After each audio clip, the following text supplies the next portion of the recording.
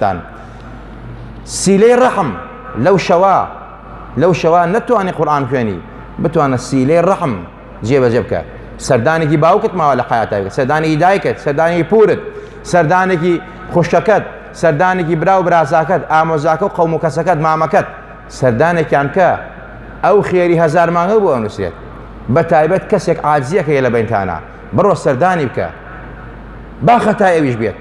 ئەگەر تۆ ئەتەوێ ئەم خێر بۆ بنووسێت ئەبێ ئەو دڵەوە پاکەی تۆ، ئەو دڵە هیچ تیا بێت یەکێک لە مەرجی قبوڵبوونی لەیلة القەدر و قبوڵبوونی ڕەمەزان و قبوڵبوونی هەموو عیبادەتێک. والكاظمين الغيظ والعافين عن الناس والله يحب المحسنين.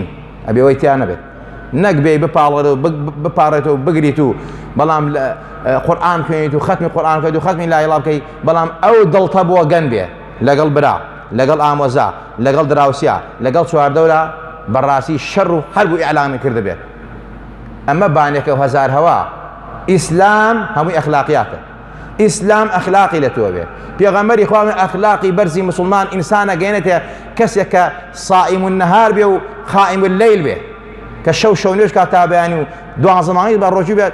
ئەم کەسە چەندێک خێرێکە کەسێک بەس پێنج فەرزە بکە، بەس پێنج فەرزە فەرزەکان جێبەجێ بکە، ئیتر سونەتی هەر نەبێ، بەس ئەو دڵی پاک بێ، ئەو دڵی پاک بێ، ئەی گەیەنێتە گەورەترین پلەی ئیمانی.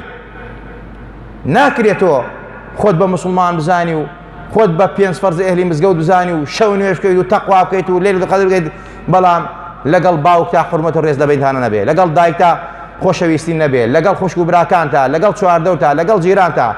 ناکرێ خەڵکی چواردەور و شەریک و دراوسێ لێت ناڕازی بێت. لەم شەوە بڕۆ ئاشتەوایی دروستکە، چونکە لەیلەة السەلامە، شەوی ئاشتی و ئاوەدانی.